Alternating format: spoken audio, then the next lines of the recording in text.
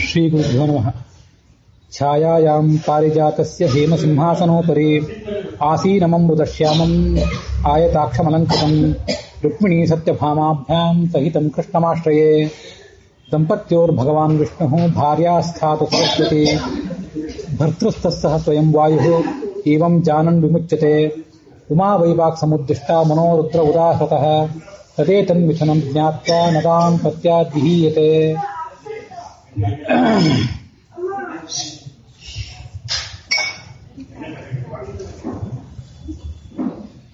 ಎಲ್ಲ ಗೃಹಸ್ಥರಾದವರು, ಮುಂದೆ ಗೃಹಸ್ಥಾಶ್ರಮವನ್ನು ಪ್ರವೇಶ ಮಾಡಬೇಕಾದವರು, ಅವರೆಲ್ಲರೂ ಕೂಡ ಅನುಸಂಧಾನ ಮಾಡಬೇಕಾದಂತಹ ಒಂದು ಸಂದೇಶವನ್ನು ಕೊಡುವಂಥ ಒಂದು ಕಥಾ ಭಾಗವತದಲ್ಲಿ ಶಲ್ಯ ಪರ್ವದಲ್ಲಿ ಕೇಳಿ ಬರ್ತದೆ. ಗೃಹಸ್ಥಾಶ್ರಮದ ಶ್ರೇಷ್ಠತೆ ಅಂಥದ್ದು, ಮತ್ತೆ ಗೃಹಸ್ಥಾಶ್ರಮ ಎಷ್ಟು ಸೂಕ್ಷ್ಮವಾದದ್ದು, ಗೃಹಸ್ಥಾಶ್ರಮದ ಪರಿಪಾಲನೆ ಎಷ್ಟು ಸೂಕ್ಷ್ಮವಾದದ್ದು ಅನ್ನೋದನ್ನ ಒಬ್ಬ ಋಷಿಯ ಕಥೆಯ ಮೂಲಕ, ಒಬ್ಬನೇ ಋಷಿಯ ಕಥೆಯ ಮೂಲಕ ಹೇಳುವಂಥ ಒಂದು ಉತ್ತಮವಾದಂಥ ಭಾಗ ಅದು. ಅಸಿತ ದೇವಲರು ಅಂತ ಒಬ್ಬ ಋಷಿಗಳು. ಆ ಋಷಿಗಳು ದೀರ್ಘಕಾಲ ಗೃಹಸ್ಥಾಶ್ರಮವನ್ನು ಪರಿಪಾಲನೆ ಮಾಡಿದರು. ಮುಂದೆ ಒಂದು ದಿವಸ ಅವರಿಗೆ ಜೈಗೀಶವ್ಯ ಅಂತ ಒಬ್ಬ ಋಷಿ, ಅವರ ಪರಿಚಯ ಆಯಿತು, ಸಂಪರ್ಕ ಬಂತು. ಆ ಜೈಗೀಶವ್ಯರಂತೆ ತಾನೂ ಕೂಡ ಗೃಹಸ್ಥಾಶ್ರಮವನ್ನು ಪರಿತ್ಯಾಗ ಮಾಡಬೇಕು, ಮತ್ತೆ ಸನ್ಯಾಸವನ್ನು ಸ್ವೀಕಾರ ಮಾಡಬೇಕು ಅಂತ ಈ ಅಸಿತ ದೇವರಿಗೆ ಒಂದು ಹಂಬಲ ಮೂಡಿತು. ತಾನು ಗೃಹಸ್ಥನಾಗಿದ್ದು ಜೈಗೀಶವ್ಯ ಮೊದಲಾದ ಅನೇಕ ಮುನಿಗಳಿಗೆ, ಅನೇಕರಿಗೆ ಸತ್ಕಾರವನ್ನು ಮಾಡಿದವರು, ಅಂತ ಶ್ರೇಷ್ಠವಾದ ಜೀವನವನ್ನೇ ನಡೆಸಿದವರು. ಆದರೂ ದೀರ್ಘಕಾಲ ಗೃಹಸ್ಥ ಜೀವನವನ್ನು ನಡೆಸಿದ ಬಳಿಕ ಒಮ್ಮೆ ಎಲ್ಲವನ್ನೂ ಪರಿತ್ಯಾಗ ಮಾಡಿ ಸನ್ಯಾಸವನ್ನು ಸ್ವೀಕಾರ ಮಾಡಬೇಕು ಅಂತ ಅವರಿಗೆ ಅನಿಸಿತು. ಅದಕ್ಕೆ ಬೇಕಾದಂತಹ ಕೆಲವು ಪೂರ್ವ ಸಿದ್ಧತೆಗಳನ್ನು ಕೂಡ ಅವರು ಮಾಡಿಕೊಂಡ್ರು. ಅದಾದ ಬಳಿಕ ಇನ್ನೇನು ಸನ್ಯಾಸಾಶ್ರಮವನ್ನು ಸ್ವೀಕಾರ ಮಾಡಬೇಕು ಅನ್ನುವ ಒಂದು ಮನೋಭಾವದಲ್ಲಿದ್ದಾಗ ಅವರಿಗೆ ತಮ್ಮ ಆಶ್ರಮದ ಸುತ್ತಮುತ್ತಲೂ ಇರುವಂತಹ ಕೆಲವರು ಅಳುತ್ತಾ ಇರುವಂಥ, ರೋದನ ಮಾಡ್ತಾ ಇರುವಂಥ ಸಂಗತಿ ಅವರಿಗೆ ಗಮನಕ್ಕೆ ಬಂತು. ಯಾರು ಅಳ್ತಾ ಇದ್ದಾರೆ ನೋಡೋಣ ಅಂತ ಅವರು ಸುತ್ತಮುತ್ತಲು ಗಮನಿಸಿದರು. ನಮ್ಮ ಗಮನಕ್ಕೆ ಏನು ಬರ್ಬೋದು ಅಂದರೆ, ಸನ್ಯಾಸಾಶ್ರಮ ಇವರು ಸ್ವೀಕಾರ ಮಾಡ್ಲಿಕ್ಕೆ ಹೊರಟಿದ್ದಾರೆ ಅಂದರೆ ಅವ್ರ ಹೆಂಡತಿ, ಮಕ್ಕಳು, ಮೊಮ್ಮಕ್ಕಳು, ಅವರ ಪರಿವಾರ ಇವರಿಂದ ಸನ್ಯಾಸ ಸ್ವೀಕಾರ ಮಾಡಿಬಿಡ್ತಾರಲ್ಲ, ಇವರ ಒಡನಾಟ ನಮಗಿನ್ನಿರೋದಿಲ್ಲಲ್ಲ ಅಂತ ಅವರೇನಾದರೂ ಆಲೋಚನೆ ಮಾಡಿದ್ರು ಸುತ್ತಮುತ್ತಲಿನವರು ಅಂತ ನಮಗೆ ಗಮನಿಸ್ತದೆ. ಆದರೆ ವಸ್ತುತಃ ದುಃಖಿತರಾದವರು ಯಾರು? ಗೃಹಸ್ಥಾಶ್ರಮವನ್ನು ಬಿಟ್ಟು ಈ ಅಸಿತ ದೇವಲರು ಸನ್ಯಾಸವನ್ನು ಸ್ವೀಕಾರ ಮಾಡ್ತಿದ್ದಾರೆ ಅಂತ ಕಂಡು ಬಂದಾಗ ದುಃಖಿತರಾದವರು ಯಾರು ಅಂದರೆ, ಸುತ್ತಮುತ್ತಲಿರುವಂತಹ ಅನೇಕ ಪ್ರಾಣಿಗಳು, ಭೂತಗಳು ಮೊದಲಾದವರು. ಅವ್ರಿಗೇನು ದುಃಖ ಅಂತಂದ್ರೆ, ಈ ಅಸಿತ ದೇವಲರು ಇಲ್ಲಿಯವರೆಗೆ ಗೃಹಸ್ಥ ಧರ್ಮದಲ್ಲಿದ್ದರು, ನಿತ್ಯ ಸಂಧ್ಯಾ ವಂದನೆ, ದೇವರ ಪೂಜೆ ಮೊದಲಾದನ್ನು ಮಾಡ್ತಾ ಇದ್ರು. ದೇವರ ಪೂಜೆ ಮಾಡಿ ಭಗವಂತನಿಗೆ ನೈವೇದ್ಯ ಮಾಡಿ, ಆ ನೈವೇದ್ಯ ಆದ ಬಳಿಕ ಅಗ್ನಿಯಲ್ಲಿ ವೈಶ್ವದೇವ ಮೊದಲಾದನ್ನು ಮಾಡ್ತಿದ್ರು, ಬಲಿಹರಣ ಮಾಡ್ತಿದ್ರು, ಎಲ್ಲ ಭೂತಗಳಿಗೆ ಬಲಿಯನ್ನು ಸಮರ್ಪಣೆ ಮಾಡ್ತಾ ಇದ್ರು. ಇನ್ನು ಇವರು ಈ ಗೃಹಸ್ಥಾಶ್ರಮ ಪರಿತ್ಯಾಗ ಮಾಡಿ ಒಂದು ವೇಳೆ ಸನ್ಯಾಸಾಶ್ರಮವನ್ನು ಸ್ವೀಕಾರ ಮಾಡಿದರೆ ನಮಗೆಲ್ಲ ಬಲಿ ಕೊಡುವವರು ಯಾರು, ನಮ್ಮ ಯೋಗಕ್ಷೇಮವನ್ನು ನೋಡ್ಕೊಳ್ಳೋರು ಯಾರು ಅಂತ ಅವರಿಗೆಲ್ಲ ಒಂದು ದುಃಖ, ಸಂಕಟ. ಜಗತ್ತಿನಲ್ಲಿ ಮತ್ತು ಅನೇಕ ಜನ ಗೃಹಸ್ಥರು ಇದ್ದಿರಬಹುದು, ನಮ್ಮಂಥ ಸಣ್ಣ ಗೃಹಸ್ಥರು ಇದ್ದಿರಬಹುದು. ಆದರೆ ಅತ್ಯಂತ ವಿಧಿಬದ್ಧವಾಗಿ ಪ್ರಾಣಿಗಳ ಮೇಲಿನ ದಯೆಯಿಂದ, ಭೂತಗಳ ಸೇವಾ, ಭೂತಗಳ ಅಂತರ್ಯಾಮಿ ಆದಂತಹ ಮಹಾಭೂತನಾದಂತಹ ಭಗವಂತನ ಸೇವೆ ಇದು ಅಂತ ದಿವ್ಯವಾದ ಅನುಸಂಧಾನದಿಂದ ಇದನ್ನೆಲ್ಲ ಮಾಡುವವರು ಯಾರು? ಅಂಥ ಒಬ್ಬ ಋಷಿ, ಗೃಹಸ್ಥ ಋಷಿ ಈ ಅಸಿತ ದೇವಲ. ಅವರು ಗೃಹಸ್ಥ ಜೀವನವನ್ನು ಪರಿತ್ಯಾಗ ಮಾಡಿ ಸನ್ಯಾಸ ಸ್ವೀಕಾರ ಮಾಡ್ತಿದ್ದಾರಲ್ಲ, ಇನ್ನು ನಮಗೆ ಅಷ್ಟು ದಿವ್ಯವಾದ ಅನುಸಂಧಾನದೊಂದಿಗೆ ನಮಗೆ ಬಲಿಹರಣ, ಭೂತಗಳಿಗೆ ಪೂಜೆ ಇತ್ಯಾದಿಗಳನ್ನ ಮಾಡುವವರು ಯಾರು ಅಂತ ಅವ್ರಿಗೆ ಚಿಂತೆ. ಅವರೆಲ್ಲ ಅಳ್ಳಿಕ್ಕೆ ಪ್ರಾರಂಭ ಮಾಡಿದರು, ರೋದನ ಮಾಡ್ಲಿಕ್ಕೆ ತೊಡಗಿದ್ರು. ಯಾಕೆಂದ್ರೆ ಗೃಹಸ್ಥಾಶ್ರಮದ ಜವಾಬ್ದಾರಿ ಅಂಥದ್ದು. ಅವನು ತಾನು ಊಟ ಮಾಡೋದಕ್ಕಿಂತ ಮೊದಲು ತನ್ನ ಮನೆಯಲ್ಲಿರುವಂತಹ ಎಲ್ಲ ಸಣ್ಣ ಮಕ್ಕಳು, ವಯಸ್ಕರಾದವರು, ವೃದ್ಧರು, ಗರ್ಭಿಣಿಯರು, ಸ್ತ್ರೀಯರು, ಅದಲ್ಲದೆ ಬೇರೆ ಯಾರೇ ಭೋಜನಕ್ಕೆ ಬಂದರೂ ಅವರೆಲ್ಲರೂ ಯಾರ್ಯಾರು ಹಸಿದಿದ್ದಾರೆ ಅನ್ನೋದನ್ನು ಗಮನಿಸಿ ಅಂಥವ್ರಿಗೆಲ್ಲರಿಗೂ ಕೂಡ ಭೋಜನ ಮಾಡಿಸಿ ಕೊನೆಗೆ ತಾನು ಭೋಜನ ಮಾಡಬೇಕು. ನೈವೇದ್ಯ ಆದ ಮೇಲೆ ಒಂದು ಹಸುವನ್ನ ಕರೀಲಿಕ್ಕೆ ಎಷ್ಟು ಸಮಯ ಬೇಕೋ ಅಷ್ಟು ಹೊತ್ತು ಕಾದಿದ್ದು ಯಾರು ಬರ್ತಾರಾ ಅಂತ ಗಮನಿಸಿ ಬಂದವರಿಗೆ ಭೋಜನ ಮಾಡಿಸಿ ಆಮೇಲೆ ಭೋಜನ ಮಾಡಬೇಕು. ಇಷ್ಟು ಅದ್ಭುತವಾದಂಥ ಕರ್ತವ್ಯ ಅವನಿಗಿದೆ. ಎಷ್ಟೋ ಜನ ನಮ್ಮ ಈ ಸುತ್ತಮುತ್ತಲ ಪರಿಸರದಲ್ಲೇ, ಉದಾಹರಣೆಗೆ ಅವ್ರ ಹೆಸರು ಸುಬ್ಬರಾಯ ಅಂತಿದ್ರೆ ಉದಾಹರಣೆ ಹೇಳಿದೆ, ಅವ್ರಿಗೆ 3 ಗಂಟೆ ಸುಬ್ಬರಾಯರು, 3 ಗಂಟೆ ರಾಮಚಂದ್ರ ರಾಯರು, 3 ಗಂಟೆ ಗುರುರಾಜ ರಾಯರು ಅಂತ ಅವ್ರಿಗೆ ಹೆಸರು ಬಂದ್ಬಿಡ್ತಿತ್ತು. ಯಾಕೆ ಅಂದ್ರೆ 3 ಗಂಟೆ ತನಕ ಅವ್ರು ಕಾದಿರ್ತಿದ್ರು. ಯಾರು ಅತಿಥಿಗಳು ಆವತ್ತು ನಮ್ಮ ಮನೆಗೆ ಊಟಕ್ಕೆ ಬರೋರಿದ್ದಾರಾ ಅಂತ ಅವ್ರು ಗಮನಿಸಿರ್ತಿದ್ರು.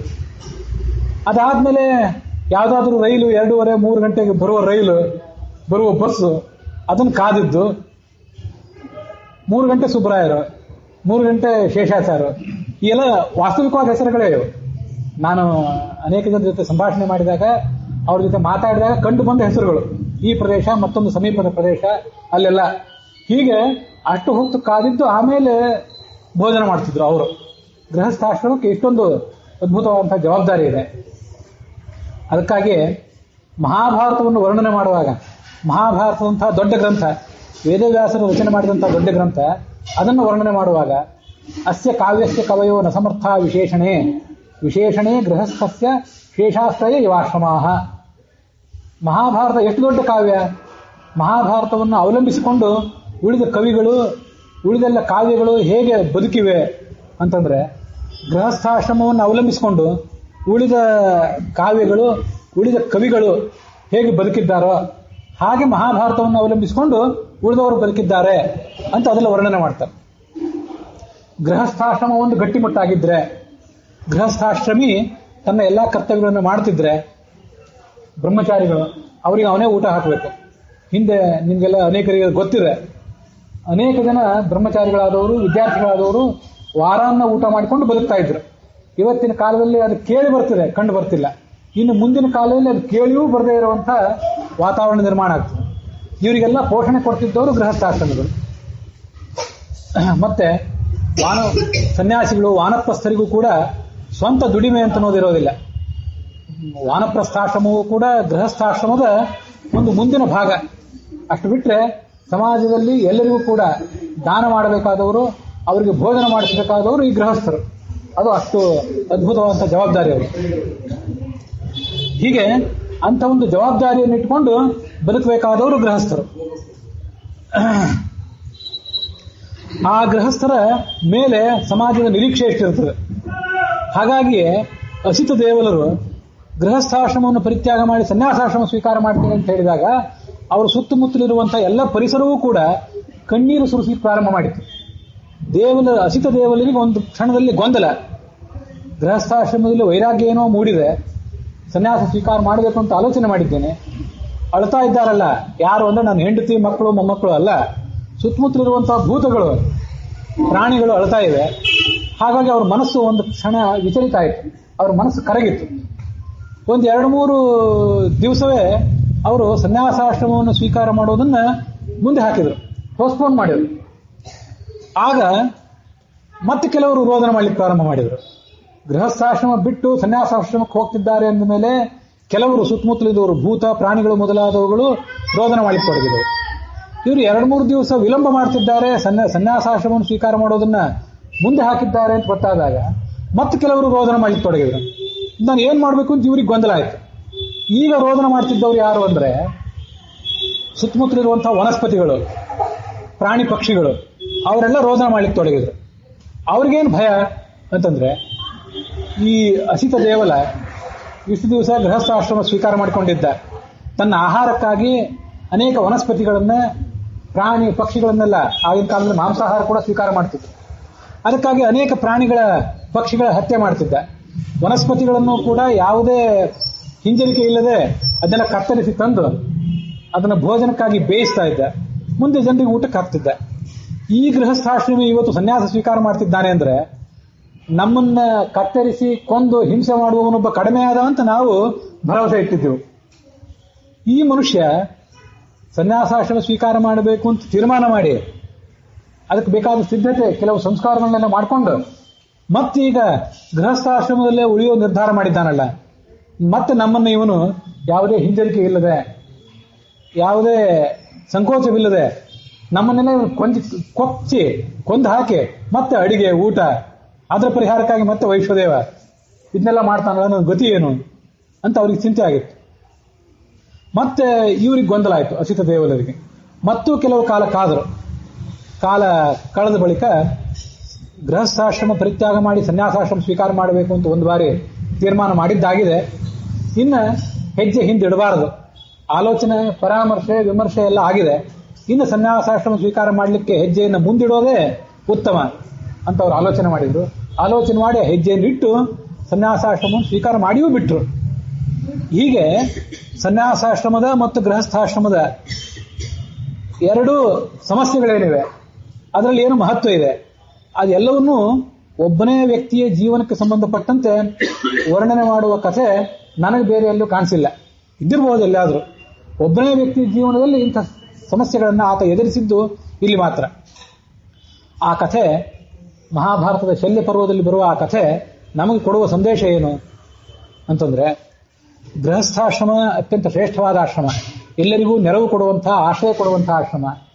ಆದರೆ ಅದನ್ನ ಅತ್ಯಂತ ದಿವ್ಯವಾದಂತಹ ಅನುಸಂಧಾನದೊಂದಿಗೆ ನಾವು ಆಚರಣೆಗೆ ತರಬೇಕು. ಸುತ್ತಮುತ್ತಲಿರುವಂತಹ ಪ್ರತಿಯೊಬ್ಬರಿಗೂ ಕೂಡ, ಸರ್ವ ವರ್ಣದವರಿಗೂ ಸರ್ವ ಆಶ್ರಮದವರಿಗೂ ನಮ್ಮಿಂದ ಸಹಾಯ ಆಗಬೇಕು. ಹಾಗೆ ಆ ಗೃಹಸ್ಥಾಶ್ರಮವನ್ನು ಪಾಲನೆ ಮಾಡಬೇಕು. ಆದರೆ ಗೃಹಸ್ಥಾಶ್ರಮವನ್ನು ಪಾಲನೆ ಮಾಡ್ತಾ ಹೋದಾಗ ದುಡ್ಡು ಸಂಪಾದನೆ ಮಾಡಲಿಕ್ಕಾಗಿ, ಅರ್ಥ ಸಂಪಾದನೆ ಮಾಡಲಿಕ್ಕಾಗಿ, ಮತ್ತೆ ಅರ್ಥವನ್ನು ಖರ್ಚು ಮಾಡಲಿಕ್ಕಾಗಿ ನಾವೇನು ಪ್ರಯತ್ನ ಪಡ್ತೇವೆ, ಆ ಪ್ರಯತ್ನದಲ್ಲಿ ನಾವು ಬಹಳ ಜಾಗರೂಕರಾಗಿರಬೇಕು ಅನ್ನೋ ಸಂದೇಶವನ್ನು ಅದು ಕೊಡ್ತದೆ. ಯಾಕೆಂದ್ರೆ ಪ್ರತಿಯೊಬ್ಬರಿಗೂ ಕೂಡ ಈ ಜಗತ್ತಿನಲ್ಲಿ ನಮ್ಮಂಥ ಸಾಮಾನ್ಯ ಗೃಹಸ್ಥರು, ಮಧ್ಯಮ ತರಗತಿಯ ಗೃಹಸ್ಥರು, ಶ್ರೇಷ್ಠರಾದಂಥ ಅಸಿತ ದೇವಲ ಮೊದಲಾದ ಗೃಹಸ್ಥರು ಪ್ರತಿಯೊಬ್ಬರು ಕೂಡ ಬದುಕಬೇಕಾದರೆ ಏನಾದರೂ ಒಂದು ಪ್ರಯತ್ನವನ್ನು ಮಾಡಬೇಕು. ಯಾವುದೋ ಉದ್ಯೋಗವನ್ನು, ವ್ಯವಹಾರವನ್ನು, ಕೃಷಿಯನ್ನು, ಮತ್ತೆ ಯಾವುದನ್ನಾದರೂ ಒಂದನ್ನು ಮಾಡಲೇಬೇಕು. ಅದನ್ನು ಮಾಡುವಾಗ ಆ ವ್ಯಕ್ತಿಯ ಕೈಯಿಂದ ಒಂದು ಸಣ್ಣ ಅಪರಾಧವಾದರೂ ಆಗೇ ಆಗ್ತದೆ. ಯಾವುದೇ ಅಪರಾಧವಿಲ್ಲದೆ 100% ಪ್ರಾಮಾಣಿಕತನದಿಂದ ಯಾರಿಗೂ ಮನಸ್ಸು ನೋಯಿಸದೆ ನಾವು ದುಡ್ಡು ಸಂಪಾದನೆ ಮಾಡಲಿಕ್ಕೆ ಬರೋದಿಲ್ಲ. ಅರ್ಥ ಸಂಪಾದನೆ ಸಾಧ್ಯ ಇಲ್ಲ, ಅರ್ಥದ ಖರ್ಚು ಕೂಡ ಸಾಧ್ಯ ಇಲ್ಲ. ಅದಕ್ಕಾಗಿ ನಾವು ಗೃಹಸ್ಥಾಶ್ರಮದಲ್ಲಿದ್ದು ಅರ್ಥ ಸಂಪಾದನೆ ಮಾಡುವಾಗ, ಅದಕ್ಕೆ ಪ್ರಯತ್ನ ಮಾಡುವಾಗ ಅನೇಕ ಥರದ ಮುನ್ನೆಚ್ಚರಿಕೆಗಳನ್ನು ವಹಿಸಬೇಕು ಅಂತನ್ನೋದನ್ನ ಆ ಕಥೆ ನಮಗೆ ತಿಳಿಸ್ತದೆ. ಮಹಾಭಾರತದಲ್ಲೇ ಮತ್ತೊಂದು ಕಡೆ ಹೇಳ್ತಾರೆ, ಅದ್ರೋಹೇಣ ಇವ ಭೂತಾನಾಂ ಅಲ್ಪದ್ರೋಹೇಣವ ಪುನಃ. ಈ ಜಗತ್ತಿನಲ್ಲಿರುವ ಯಾವ ಭೂತಕ್ಕೂ ಯಾವ ಜೀವಕ್ಕೂ ತೊಂದರೆ ಕೊಡಬೇಡ, ಹಾಗೆ ಜೀವನ ನಡೆಸು. ಅದು ನಿನಗೆ ಆಗೋದಿಲ್ಲ. ಆಗದೇ ಇದ್ರೆ ಅಲ್ಪದ್ರೋಹೇಣವ ಪುನಃ. ಎಷ್ಟು ಕಡಿಮೆ ಇನ್ನೊಬ್ಬರಿಗೆ ತೊಂದರೆ ಕೊಡ್ಲಿಕ್ಕೆ ಸಾಧ್ಯವೋ ಅಷ್ಟು ತೊಂದರೆ ಕೊಟ್ಟು ಬದುಕು. ಇನ್ನೊಬ್ಬರಿಗೆ ತೊಂದರೆ ಕೊಡದೇನೆ, ಯಾರಿಗೂ ದ್ರೋಹ ಮಾಡದೇನೆ 100% ಬದುಕುವ ಪ್ರಯತ್ನ ಮಾಡು. ಬದುಕುವ ಆದರ್ಶ ನಿನ್ನ ಕಣ್ಮುಂದಿರಲಿ. ಅದಾಗದೆ ಹೋದರೆ ಎಷ್ಟು ಕಡಿಮೆ ಅಪರಾಧ, ಎಷ್ಟು ಕಡಿಮೆ ತೊಂದರೆ ನಮ್ಮಿಂದ ಇನ್ನೊಬ್ಬರಿಗೆ ಆಗ್ತದೋ ಅದನ್ನು ಗಮನಿಸಿ ಹಾಗೆ ಗೃಹಸ್ಥಾಶ್ರಮವನ್ನು ಪಾಲನೆ ಮಾಡು. ಇದು ನಿಮ್ಮಂಥ ಸಾಮಾನ್ಯರದಲ್ಲ. ನಾವೆಲ್ಲ ಪಾಮರರು ಅಂತ ಕರೆಸ್ಕೋತೇವೆ. ನಮ್ಮ ಗತಿ ಅಲ್ಲ ಇದು. ಅತ್ಯಂತ ಶ್ರೇಷ್ಠನಾದಂತಹ ಒಬ್ಬ ಋಷಿ, ವೇದದ್ರಷ್ಟಾರನಾದಂಥ ಋಷಿ ಅಸಿತ ದೇವಲ ಅನ್ನುವ ಋಷಿ, ಅವನ ಜೀವಮಾನದಲ್ಲಿ ಅವನಿಗೆ ಕಂಡು ಬಂದಂತಹ ಸಮಸ್ಯೆ. ಮುನೀನಾಂ ದೇವಲೋಸಿತ ಅಂತ ಹೇಳಿ ಭಾಗವತದ 11ನೇ ಸ್ಕಂದದಲ್ಲಿ ಭಗವಂತನ ವಿಭೂತಿ ರೂಪಗಳನ್ನು ವರ್ಣನೆ ಮಾಡುವಾಗ ಎಲ್ಲ ಮುನಿಗಳಲ್ಲಿ ಅಸಿತ ದೇವಲನಿಗೆ ಒಂದು ಶ್ರೇಷ್ಠವಾದ ಸ್ಥಾನ ಇದೆ. ಇನ್ನೂ ಅನೇಕ ಜನ ಋಷಿಗಳಿದ್ದಾರೆ. ಎಲ್ಲ ಮುನಿಗಳಲ್ಲಿ ಅಸಿತ ದೇವಲನಿಗೆ ಆ ಸ್ಥಾನ, ಶ್ರೇಷ್ಠ ಸ್ಥಾನ ಬಂದದ್ದು ಯಾಕೆಂದ್ರೆ ನನ್ನ ಒಂದು ವಿಭೂತಿ ರೂಪ ಆ ಅಸಿತ ದೇವಲನಲ್ಲಿ ಇರೋದರಿಂದ. ಆದ್ರೆ ಅಂಥ ಋಷಿಯೂ ಕೂಡ ಸನ್ಯಾಸಾಶ್ರಮಕ್ಕೆ ಹೋಗೋ ಮನಸ್ಸನ್ನ ಹಿಂತೆಗೆದುಕೊಂಡು ಮತ್ತೆ ಗೃಹಸ್ಥಾಶ್ರಮಕ್ಕೆ ಹೋಗ್ತೀನಿ ಅಂತ ಹೊರಟಾಗ ಸುತ್ತಮುತ್ತಲಿರುವ ವನಸ್ಪತಿಗಳು, ಪ್ರಾಣಿಗಳೆಲ್ಲ ಬೆದರಿದವು ಅಂತ ಶಾಸ್ತ್ರ ಅದನ್ನು ವರ್ಣನೆ ಮಾಡ್ತದೆ. ಹಾಗಿರುವಾಗ ನಾವು ಧನ ಸಂಪಾದನೆಗಾಗಿ ಮಾಡುವಂತಹ ವಿವಿಧ ಉದ್ಯೋಗಗಳು, ವಿವಿಧ ವ್ಯಾಪಾರಗಳು, ವಿವಿಧ ಪ್ರಯತ್ನಗಳೇನಿವೆ ಅವು ಎಷ್ಟು ಸಮಸ್ಯೆಯಿಂದ ಕೂಡಿದ್ದವು ಅಂತ ಅನ್ನೋದನ್ನು ತಿಳ್ಕೊಳ್ಬೇಕು. ಆದರೆ ನಮಗೆ ಬದುಕಲಿಕ್ಕೆ ಬೇರೆ ಮಾರ್ಗ ಇಲ್ಲ. ಬದುಕಲೇಬೇಕಾಗಿದೆ, ದುಡ್ಡು ಸಂಪಾದನೆ ಮಾಡಲೇಬೇಕು. ದುಡ್ಡಿನ ಖರ್ಚಿಗಾಗಿ ಪ್ರಯತ್ನ ಮಾಡಲೇಬೇಕು. ಯಾರಿಗೂ ದ್ರೋಹ ಮಾಡದೆ ಬದುಕುವ ಪ್ರಯತ್ನ ಮಾಡೋಣ. ಅದಿಲ್ಲದೆ ಹೋದರೆ ಎಷ್ಟು ಸಾಧ್ಯವೋ ಅಷ್ಟು ಕಡಿಮೆ ದ್ರೋಹ ಮಾಡಿ ಕಡಿಮೆ ತೊಂದರೆ ಕೊಟ್ಟು ಬದುಕುವ ಪ್ರಯತ್ನ ಮಾಡೋಣ. ಅದ್ರೋಹೇಣ ಇವ ಭೂತಾನಾಂ, ಯಾರಿಗೂ ದ್ರೋಹ ಮಾಡದೆ ಬದುಕುವ ಪ್ರಯತ್ನ ಮಾಡೋಣ. ಪ್ರಯತ್ನ ಕ್ರಿಯತಾಂ ಇದು ತನ್ನ ಸಾಧ್ಯಂ ಅಲ್ಪದ್ರೋಹೇಣ, ಯಾರ್ಯಾರಿಗೆ ಎಷ್ಟೆಷ್ಟು ಸಾಧ್ಯವೋ ಅಷ್ಟಷ್ಟು ಅಲ್ಪದ್ರೋಹ ಮಾಡಿ ಬದುಕುವ ಪ್ರಯತ್ನ ಮಾಡೋಣ. ಕಿಸೆಗಳ್ಳತನ ಮಾಡದೇ ಇರೋಣ, ಹಗಲು ದರೋಡೆ ಮಾಡದೇ ಇರೋಣ ಅಂತ ಶಾಸ್ತ್ರ ನಮಗೆ ಆ ಒಂದು ಸಂದೇಶವನ್ನು ಕೊಡ್ತದೆ. ಎಲ್ಲ ಶೌಚಗಳಲ್ಲಿಯೂ ಕೂಡ ಮಣ್ಣಿನಿಂದ, ನೀರಿನಿಂದ, ಮಂತ್ರದಿಂದ ನಾವು ಶೌಚವನ್ನು ಮಾಡ್ಕೊಳ್ತೇವೆ. ಅದೆಲ್ಲರಿಗೂ ಗೊತ್ತಿದೆ. ಸರ್ವೇಶಾಮೇವ ಶೌಚಾನಾಂ ಅರ್ಥಶೌಚಂ ಪರಂ ಸ್ಮೃತಂ. ದುಡ್ಡು ಸಂಪಾದನೆಗಾಗಿ ಮಾಡುವ ಪ್ರಯತ್ನ, ಅದರ ಖರ್ಚಿಗಾಗಿ ಮಾಡುವ ಪ್ರಯತ್ನ ಏನಿದೆಯಲ್ಲ, ಅದು ಅತ್ಯಂತ ಶ್ರೇಷ್ಠವಾದಂತಹ ಶೌಚ. ಅದೇ ದೊಡ್ಡ ಮಡಿಮೈಲಿಗೆ. ಅರ್ಥಶೌಚ ಇಲ್ಲದೆ ಹೋದರೆ, ಅರ್ಥಕ್ಕೆ ಸಂಬಂಧಪಟ್ಟಂತೆ ಪ್ರಾಮಾಣಿಕತನ, ಅದನ್ನು ಸಂಸ್ಕೃತದಲ್ಲಿ ಆರ್ಜವ ಅನ್ಬೇಕು, ಅದಿಲ್ಲದೆ ಹೋದರೆ ಮನುಷ್ಯ ಮಾಡಿದ ಉಳಿದ ಮಡಿಮೈಲಿಗೆಗಳೆಲ್ಲ ವ್ಯರ್ಥ, ಅದು ಫಲ ಕೊಡೋದಿಲ್ಲ. ಅದೆಲ್ಲ ತತ್ಕಾಲದಲ್ಲಿ ನಾವು ಮಾಡಿದ ಉಳಿದ ಮಡಿಮೈಲಿಗೆಗಳು, ಪುಣ್ಯಕರ್ಮಗಳೆಲ್ಲ ನಮ್ಮ ಖಾತೆ ಏನಿದೆ ಅದು ತತ್ಕಾಲದಲ್ಲಿ ಸ್ಥಗಿತ ಆಗಿಬಿಟ್ಟಿರ್ತದೆ ನಮ್ಮ ಖಾತೆ. ಮುಂದೆ ಅರ್ಥಕ್ಕೆ ಸಂಬಂಧಪಟ್ಟ ಪ್ರಾಮಾಣಿಕತೆಯನ್ನು ರೂಢಿಸಿಕೊಂಡಾಗ ಮಾತ್ರವೇ ಆ ಖಾತೆ ಮತ್ತೆ ಓಪನ್ ಆಗಿ ನಮಗದು ಫಲ ಕೊಡ್ತದೆ ಅಂತ ಅನ್ನೋದನ್ನ ಆ ಮುನಿಯ ಕಥೆಯಿಂದ ನಾವು ತಿಳ್ಕೋಬೇಕಾಗುತ್ತೆ. ಅಷ್ಟೆಲ್ಲ ಇದ್ದಾಗ ಗೃಹಾಶ್ರಮ ಕಿನ್ನು ಕರೋತ್ಯವದ್ಯಂ, ಇಷ್ಟೆಲ್ಲ ನಾವು ಮಾಡಿದ್ದಾದ್ರೆ ಗೃಹಸ್ಥಾಶ್ರಮದಲ್ಲಿ ಏನು ದೋಷ ಇದೆ? ಅದನ್ನ ಯಾಕೆ ನಿಂದನೆ ಮಾಡ್ತೀರಿ? ಗೃಹಸ್ಥಾಶ್ರಮದಲ್ಲಿ ಅದರದೇ ಆದಂಥ ಒಂದು ಸೌಂದರ್ಯ ಇದೆ. ಆ ಸಂಸಾರ ಎಷ್ಟೇ ದುಃಖಮಯ ಆಗಿರಬಹುದು, ಆದರೆ ಅದರಲ್ಲಿ ಅದರದೇ ಆದಂಥ ಒಂದು ಸೌಂದರ್ಯ ಇದೆ, ಒಂದು ಸೀಮಿತವಾದಂಥ ಸುಖ ಇದೆ. ಕೇವಲ ದುಃಖವನ್ನು ನೋಡಿ ಮನುಷ್ಯ ವಿರಕ್ತನಾಗುವುದಲ್ಲ, ಸುಖವನ್ನು ನೋಡಿ ಕೂಡ ಮನುಷ್ಯ ವಿರಕ್ತನಾಗಬೇಕು ಅನ್ನೋದನ್ನ ತುಂಬಾ ಮನೋಜ್ಞವಾಗಿ ತಿಳಿಸುವಂತಹ ಆಶ್ರಮ ಗೃಹಸ್ಥಾಶ್ರಮ. ಅದನ್ನ ಅನುಭವಿಸಿ ಮನುಷ್ಯ ಮುಂದಿನ ಹಂತಕ್ಕೆ ಹೋಗಬೇಕು ಅಂತ ನಮಗೆ ಆ ಕಥಾ ತಿಳಿಸ್ತದೆ. ಭಗವಂತನೇ ನಮ್ಮ ಒಳಗಿದ್ದು ನಿತ್ಯ ಸಂಧ್ಯಾವಂದನೆ ಮಾಡ್ತಾನೆ, ನಿತ್ಯ ಪೂಜೆ ಮಾಡ್ತಾನೆ, ಅವನೇ ಬ್ರಹ್ಮಯಜ್ಞ ಮಾಡ್ತಾನೆ, ಅವನೇ ಉಪಾಸನ ವೈಶ್ವದೇವಾದಿಗಳನ್ನು ಮಾಡ್ತಾನೆ, ಅತಿಥಿ ಸತ್ಕಾರವನ್ನು ಅವನೇ ಮಾಡ್ತಾನೆ. ಇದೆಲ್ಲ ಬೃಹದಾರಣ್ಯಕ ಉಪನಿಷತ್ತಿನಲ್ಲಿ, ಬೃಹದಾರಣ್ಯಕ ಉಪನಿಷತ್ ಭಾಷ್ಯದಲ್ಲಿ ವರ್ಣಿತ ಆಗಿದೆ. ಶ್ಲೋಕಗಳನ್ನು ಹೇಳಬೇಕು ಅಂದ್ಕೊಂಡೆ ನನಗೆ ಸ್ಮರಣೆ ಬರ್ತಿಲ್ಲ. ಹೀಗೆ ಭಗವಂತನನ್ನ ಈ ಜಗತ್ತಿನ ಅತ್ಯಂತ ದೊಡ್ಡ ಗೃಹಸ್ಥ, ಅವ್ಯಾಕೃತ ಗೃಹಸ್ಥ ಅನ್ನೋದು ಈ ಕಾರಣಕ್ಕಾಗಿ. ಅವನಿಲ್ಲದೆ ಹೋದ್ರೆ ನಾವೇನು ಸಂಧ್ಯಾವಂದನೆ ಮಾಡಿಯೋ, ನಾವೇನು ದೇವರ ಪೂಜೆ, ನೈವೇದ್ಯ, ಬಲಿಹರಣ, ಉಪಾಸನೆ ಇತ್ಯಾದಿಗಳನ್ನು ನಾವೇನು ಮಾಡ್ಲಿಕ್ಕೆ ಸಾಧ್ಯ? ಹೀಗೆ ಅದೆಲ್ಲವನ್ನೂ ಭಗವಂತ ನಮ್ಮಲ್ಲಿ ನಿಂತು ಮಾಡಿಸ್ತಾ ಇದ್ದಾನೆ ಅನ್ನುವಂಥ ಅನುಸಂಧಾನ ನಮಗಿರಬೇಕು.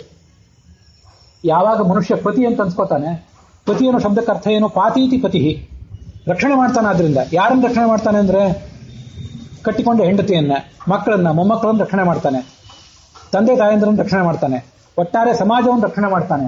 ಅದಕ್ಕಾಗಿ ಅವನು ಪತಿ. ಪತ್ನಿ ಯಾಕೆ ಪತ್ನಿ ಆಗ್ತಾಳೆ ಅಂದ್ರೆ, ಹೆಂಡತಿ ಆದ್ರಿಂದ ಪತ್ನಿ ಆಗ್ತಾಳೆ ಅಂತ ನಾವು ತಿಳ್ಕೊಂಡಿದ್ದೇವೆ. ಹೆಂಡತಿ ಆದ ಮಾತ್ರಕ್ಕೆ ಅವಳು ಪತ್ನಿ ಆಗೋದಿಲ್ಲ. ಪತ್ಯುರ್ನೋ ಯಜ್ಞ ಸಂಯೋಗೆ. ಪತಿ ಅನ್ನೋ ಶಬ್ದ ಪುಲ್ಲಿಂಗ ಶಬ್ದ, ಅದು ಸ್ತ್ರೀಲಿಂಗದ ರೂಪವನ್ನು ತಾಳುವಾಗ ಅದಕ್ಕೊಂದು ನ ಅಂತ ಪ್ರತ್ಯಯ ಬರಬೇಕಂತ. ಪತು ನ ಮುಂದೆ ಸ್ತ್ರೀಲಿಂಗದ ಪ್ರತ್ಯಯ ಬಂದು ಪತ್ನಿ ಅಂತ ಆಗ್ಬೇಕು.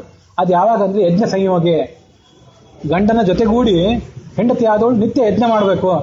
ಯಜ್ಞ ಮಾಡಿದ್ರೆ ಅವಳು ಪತ್ನಿ, ಇಲ್ಲದೆ ಹೋದ್ರೆ ಭಾರ್ಯ ಅಥವಾ ದಾರ.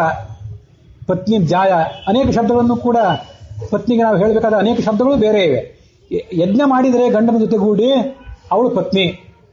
ಆ ಯಜ್ಞ ಯಾವಾಗ ಪ್ರಾರಂಭ ಆಗ್ತದೆ ಅಂತಂದ್ರೆ, ಒಟ್ಟಾರೆ ಮನುಷ್ಯನ ಜೀವನವೇ ಒಂದು ಯಜ್ಞ. ಅದು ಹೌದು. ಅದಲ್ಲದೆ ಪುರುಷೋಭಾವ ಯಜ್ಞ ಅಂತ ಹೇಳಿದ್ದಲ್ಲದೆ, ಯಜ್ಞದಲ್ಲಿ ಆ ಗಂಡ ಹೆಂಡಂದ್ರ ಕಡೆಯಿಂದ ಒಂದು ಲಾಜಹೋಮ ಇತ್ಯಾದಿ ಮಾಡಿಸ್ತಾರಲ್ಲ, ಉಪಾಸನೆಯನ್ನು ಪ್ರಾರಂಭ ಮಾಡಿಸ್ತಾರಲ್ಲ, ಆವಾಗ ಗಂಡನ ಜೊತೆಗೂಡಿ ಯಜ್ಞ ಮಾಡಬೇಕಾದ ಜವಾಬ್ದಾರಿ ಅವಳಿಗೆ ಪ್ರಾರಂಭ ಆಗ್ತದೆ. ಆವಾಗ ಅವಳು ಪತ್ನಿ ಅಂತ ಕರ್ಸ್ಕೊತಾಳೆ. ಅದಕ್ಕಾಗಿಯೇ ಒಂದು ಮನೆಯಲ್ಲಿ ಅಡಿಗೆ ಆದರೆ ಅಡಿಗೆಗೆ ವೈಶ್ವದೇವ ಮಾಡುವ ಜವಾಬ್ದಾರಿ ಯಾರ್ದು? ತಂದೆದು ಅಥವಾ ಹಿರಿಯ ಅಣ್ಣಂದು.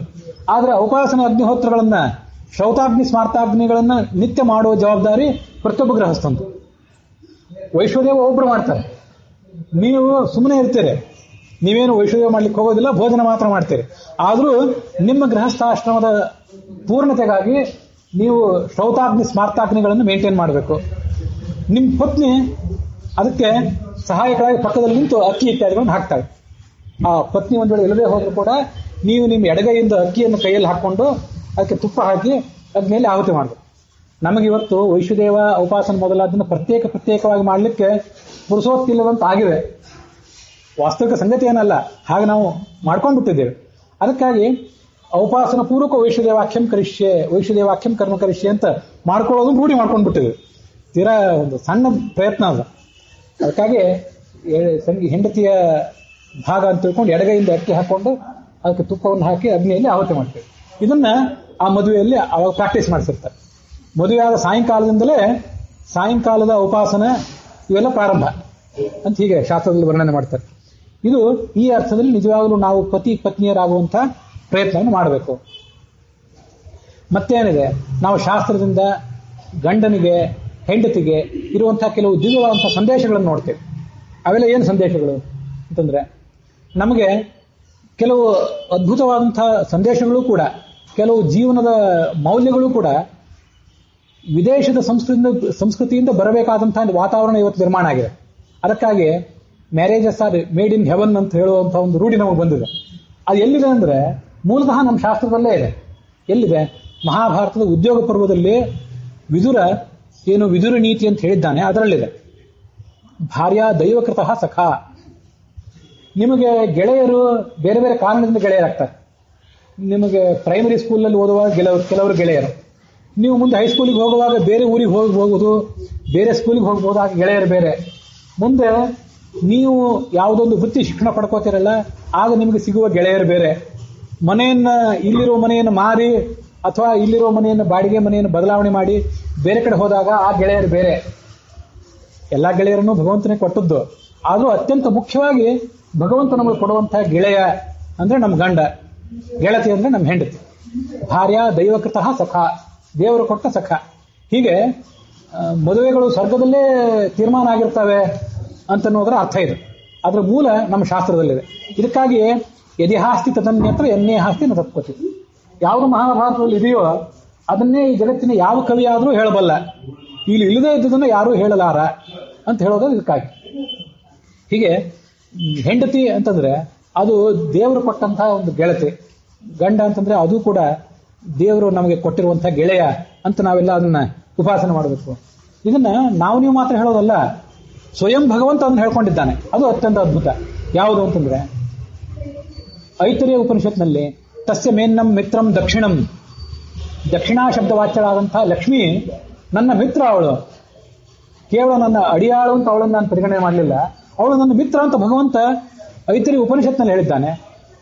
ವೇದದ ಅರ್ಥವನ್ನ ವಿವರಿಸುವಂಥ ಇತಿಹಾಸ ಪುರಾಣಗಳಲ್ಲಿ, ಹರಿವಂಶದಲ್ಲಿ ದಕ್ಷಿಣಾಭಿಸ್ತಹೈವೈತನ್ ಮದತಸ್ಥಾತ್ ಜಗತ್ಸದಾ ಧನ್ಯಾಶ್ಚರ್ಯೋಹಮೇವೈಕೋ ಮಿತ್ರಮ್ಮೇ ದಕ್ಷಿಣ ರಮ ಭಗವಂತನೇ ಹೇಳಿದ ಮಾತು. ಹರಿವಂಶವನ್ನು ಕೇಳುವ ಪ್ರಾರಂಭ ಆಗಬೇಕು ಇವಾಗ. ಯಾಕಂದ್ರೆ ಗೃಹಸ್ಥಾಶ್ರಮದ ಕರ್ತವ್ಯಗಳನ್ನು ನಾವೇನು ಮುಂದೆ ನಿರ್ವಹಿಸಬೇಕಾಗಿದೆ. ಅದಕ್ಕಾಗಿ ಹರಿವಂಶದ ಈ ಅನುಸಂಧಾನ ನಮ್ಮ ಮನಸ್ಸಿನಲ್ಲಿರಬೇಕು. ಭಗವಂತನೇ ನೀನು ಅತ್ಯಂತ ಶ್ರೇಷ್ಠ, ಜಗತ್ತಿನಲ್ಲಿ ಅತ್ಯಂತ ಉನ್ನತವಾದ ಸ್ಥಾನ ನಿನ್ನದು, ಸಾಕಾಷ್ಠ ಸಾ ಪರಾಗತಿ ಅಂತ ನಾರದರು ಕೃಷ್ಣನನ್ನು ಹೊಗಳಿದರು. ಹೌದಪ್ಪ, ನಾನು ಶ್ರೇಷ್ಠ ಹೌದು. ದಕ್ಷಿಣಾಭಿಸ್ತಹೈವೈತನ್ ಮದಧಸ್ತಾ ಜಗತ್ಸದ. ಈ ಜಗತ್ತು ನನ್ನ ಕೆಳಗೆ ಇದೆಯಲ್ಲ, ನನ್ನ ಕಾಲ್ ಕೆಳಗೆ ಈ ಜಗತ್ತಿದೆಯಲ್ಲ. ನಾನು ಲಕ್ಷ್ಮೀದೇವಿಯ ಜೊತೆಗಿದ್ದಾಗ, ದಕ್ಷಿಣಾ ಶಬ್ದವಾಚ್ಯಳಾದ ಲಕ್ಷ್ಮೀದೇವಿಯ ಜೊತೆಗೆ ನಾನಿದ್ದಾಗ ನನ್ನ ಕಾಲ್ ಕೆಳಗೆ ಈ ಜಗತ್ತಿದೆ. ಧನ್ಯಾಶ್ಚರ್ಯೋಹಮೇವೈಕೋ, ನಾನೇ ಆಶ್ಚರ್ಯ, ನಾನೇ ಧನ್ಯ, ಎಲ್ಲ ಹೌದು. ಮಿತ್ರಮ್ಮೇ ದಕ್ಷಿಣ ರಮ, ನನ್ನ ಹೆಂಡತಿ ಅವಳೇನಿದ್ದಾಳಲ್ಲ, ಬರೇಕಿ ಹೆಂಡತಿ ಅಲ್ಲ ಅವಳು ನನ್ನ ಬಾಳ ಗೆಳತಿ. ಅನಾದಿ ಕಾಲದ ಬಾಳ ನಮ್ಮದು, ಅನಂತ ಕಾಲದವರೆಗೂ ಮುಂದುವರಿಯಬೇಕಾದ ಬಾಳ ನಮ್ಮದು ಭಗವಂತ ಹೇಳ್ಕೊಂಡದ್ದು. ಆಗ ಅವಳು ನನಗೆ ಗೆಳತಿ. ದಕ್ಷಿಣ ಅಂತಂದ್ರೆ ಅದು ಆ ಶಬ್ದವೇ ತುಂಬಾ ಅದ್ಭುತವಾದ್ದು. ದಕ್ಷೇ ಇನಃ ಯಸ್ಯಾಸ್ಥ ದಕ್ಷಿಣ. ಭಗವಂತ ಮತ್ತು ಭಗವತಿ ಅವರಿಬ್ಬರೇನಿದ್ದಾರಲ್ಲ, ಅವರ ಶರೀರವನ್ನು ಅರ್ಧನಾರೀನರ ರೂಪ ಅಂತ ನಾವು ಅನುಸಂಧಾನ ಮಾಡಿದರೆ, ಬಲಗಡೆ ಭಗವಂತ ಇದ್ದಾನೆ, ಆ ಲಕ್ಷ್ಮೀದೇವಿಯ ಬಲಗಡೆ ದಕ್ಷೆ ಬಲಗಡೆ ಇನಃ ಪ್ರಿಯತಮನಾದ ಭಗವಂತ ಇದ್ದಾನೆ. ಅದಕ್ಕಾಗಿ ಅವಳು ದಕ್ಷಿಣ. ಹೀಗೆ ಬಹುರೀ ಸಮಾಸ ಗರ್ಭಿತವಾದಂತಹ ಒಂದು ಶಬ್ದ ಅದು. ಹೀಗೆ ಅವಳನ್ನ ನಾವು ಅನುಸಂಧಾನ ಮಾಡಬೇಕು. ಭಗವಂತನ ಅನುಸಂಧಾನ ಹೀಗೆ ನಮಗಿರಬೇಕು.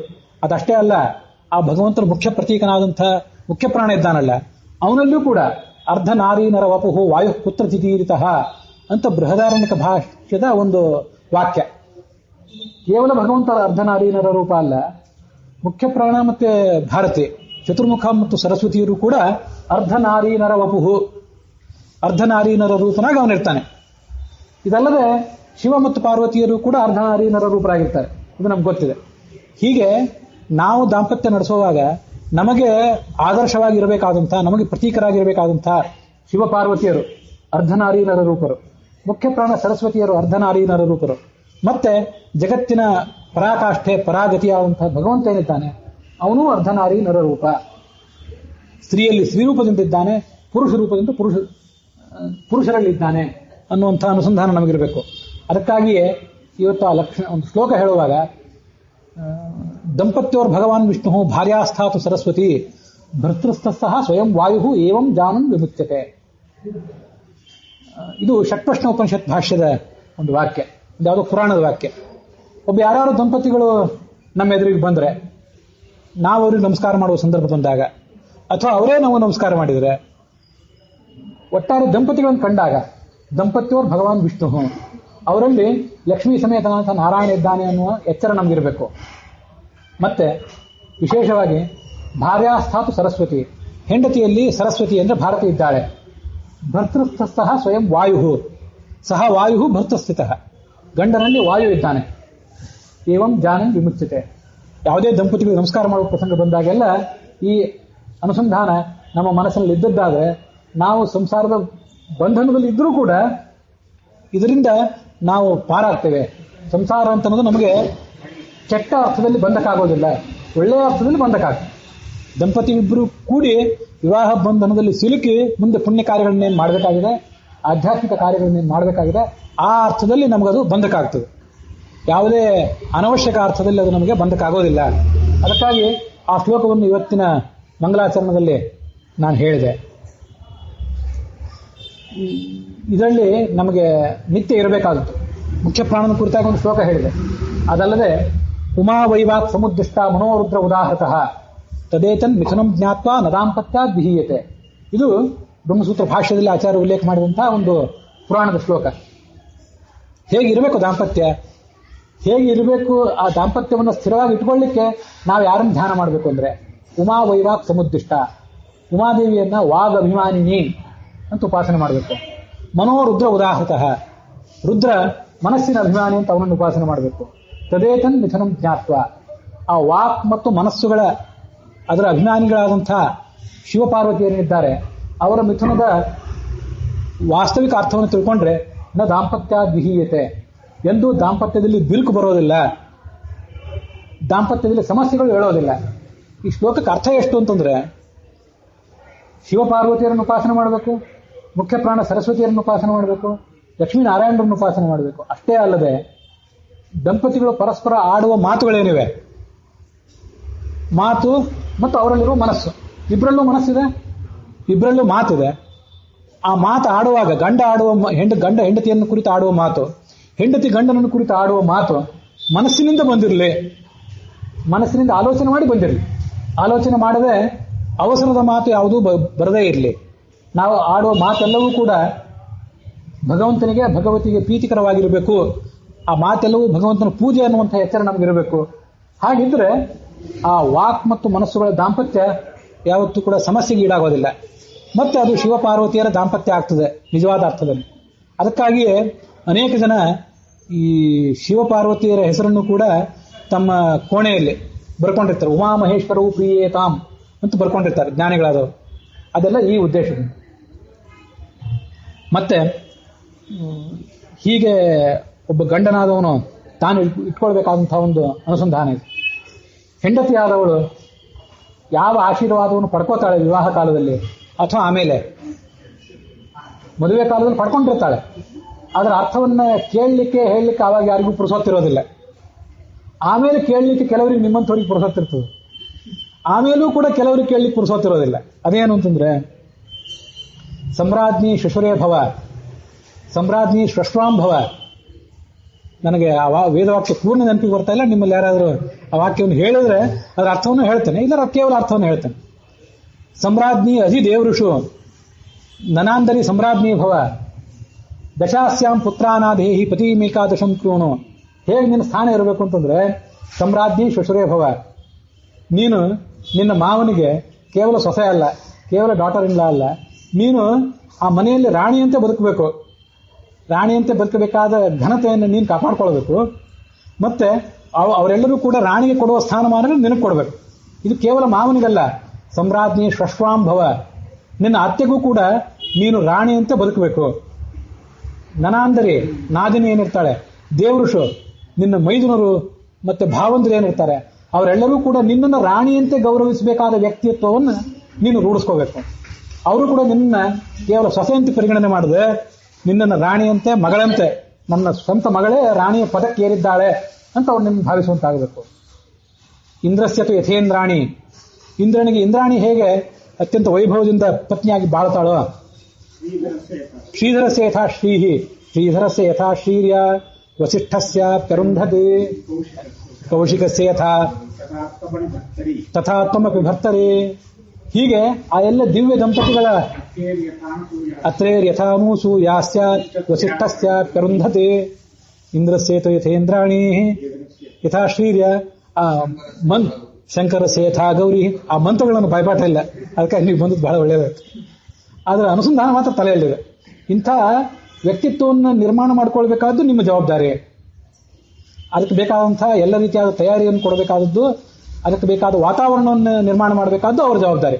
ಹೇಗೆ ಅಂತಂದ್ರೆ, ಒಬ್ಬ ಮಗುವನ್ನ ಚೆನ್ನಾಗಿ ಓದಿ ಪಾಸ್ ಆಗಬೇಕಪ್ಪ, ನಾಳೆ ಒಳ್ಳೆ ಸ್ಥಿತಿಗೆ ಏರಬೇಕು ಅಂತ ಹೇಳಿದಾಗ ಅವನಿಗೂ ಉಪದೇಶ, ಅವನು ಓದಬೇಕಾದ ವಾತಾವರಣ ನಿರ್ಮಾಣ ಮಾಡಬೇಕಾದ್ದು ಸುತ್ತಮುತ್ತಲಿನ ಜವಾಬ್ದಾರಿಯೂ ಕೂಡ ಹೌದು. ಹೇಗೋ ಹಾಗೆ ಇದು ಕೂಡ. ಗಂಡನನ್ನ ಇದೊಂದು ಕೆಲವು ಕಡೆ ಕೇಳಿ ಬರ್ತಿರ್ತದೆ, ನಮ್ಮ ಅಂತರ್ಯಾಮಿಯಾದ ಭಗವಂತನನ್ನು ಉಪಾಸನೆ ಮಾಡಬೇಕು. ಸ್ತ್ರೀಯರು ಕೂಡ ಗಂಡನ ಅಂತರ್ಯಾಮಿಯಾದ ಭಗವಂತನನ್ನು ಯಾಕೆ ಉಪಾಸನೆ ಮಾಡಬೇಕು ಅಂತ ಕೇಳಿ ಬರ್ತಿರ್ತದೆ. ಅದರ ಅರ್ಥ ಏನು ಅಂತಂದ್ರೆ, ಒಬ್ಬ ಸಾಧಕನಾದವನು ಎರಡು ಬಿಂಬೋಪಾಸನೆಗಳನ್ನು ಮಾಡಬೇಕು. ನಾವು ಪ್ರತಿಬಿಂಬ, ನಮಗೆ ನೇರವಾಗಿ ಬಿಂಬರಾದಂತಹ ಭಗವಂತ ಏನಿದ್ದಾನೆ ಅವನು ಒಂದು ರೂಪವನ್ನು ಯಾವತ್ತೂ ಉಪಾಸನೆ ಮಾಡಬೇಕು. ಅದು ಎಲ್ಲರದ್ದು ಕರ್ತವ್ಯ.